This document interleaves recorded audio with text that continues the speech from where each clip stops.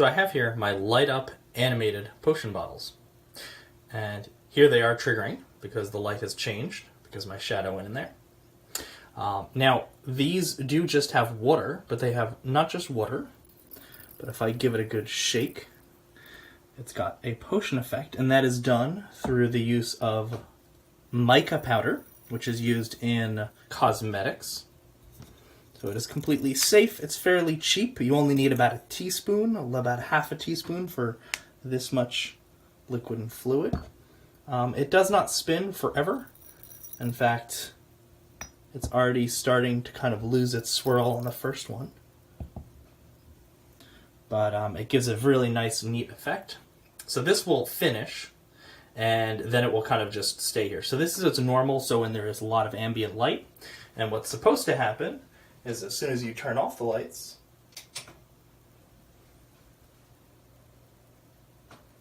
that triggers an animated light show.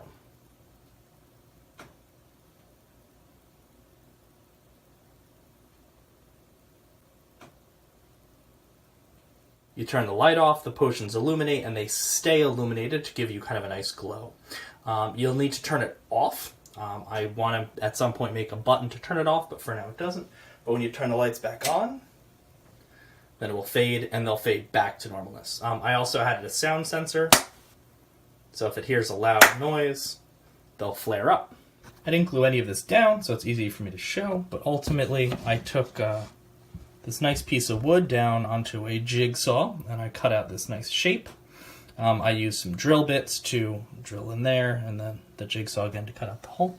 So in here I have a Neopixel strip. I have 2 pixels in each, and then I've got 5 there in the middle, and then 2 and 2. They're just soldered together in one solid strip. So the strips start over here and goes around.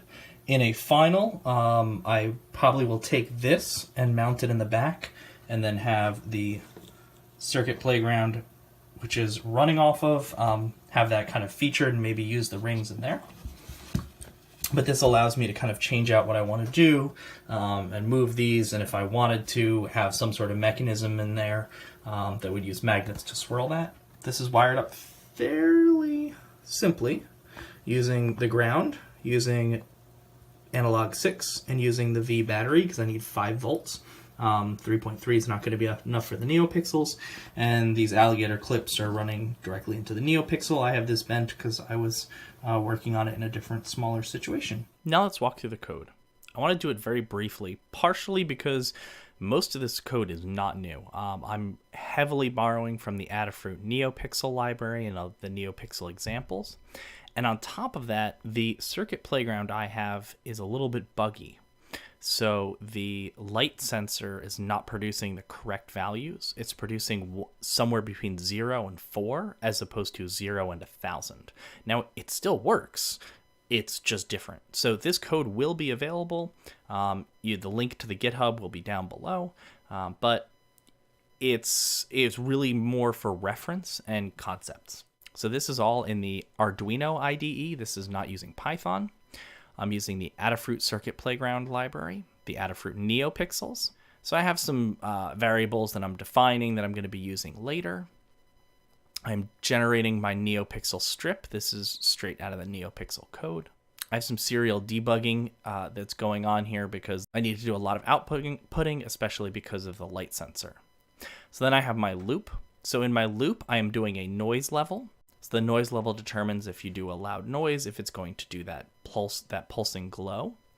And the way I'm doing that is I'm getting the average sound pressure level using 10 milliseconds. So this is ultimately the delay in my loop here.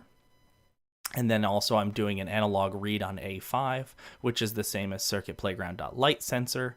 And as I noted before, this should normally give you a result between 0 and 1,000, 0 meaning no light, 1,000 meaning full lumens. This is only getting on my board a 0 to 4. So I have here a value less than 1.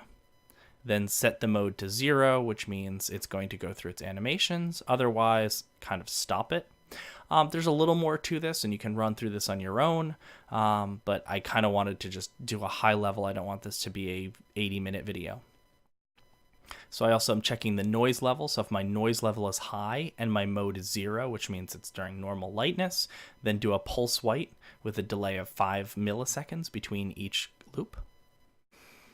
And then I have the animations. The Adafruit animation example code is very linear in that it runs through the full loop before doing the next thing. And I didn't want that because I wanted to be able to interrupt the animation because some of my animations are very long. Now, I didn't actually do that in the code, but this code allows for it. So what's happening is it's doing a check of all of the analogs of the light sensor and the sound sensor between each animation frame. So that's what's happening here. And the way I'm keeping track of that is using a loop counter. So my loop counter is basically acting as my animation frame. And I'm pretty much uncreatively just using the loop counter times 2 and divided by 2 to give myself a range of values. And this allows things to look faded as if they're fading in. So I have one animation and then another animation here, and then a second set. It's going through and lighting up just 2 of them and then lighting up 2 more. So I just have the different animations. So you can change these as you wish. You can probably program stuff that looks much better. And if you do, please make a video and send me your code. And I would love to showcase it and link to it. And I think that'd be awesome. So then I have a second animation sequence that does some other things. So really all it's doing here is determining what it should do.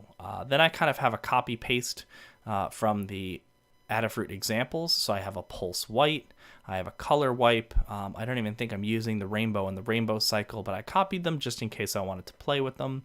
But you can use them as well. So all of this code is on the GitHub repository linked below. And if you have any questions, you can ask in the comments, and I hope you enjoy. Thank you.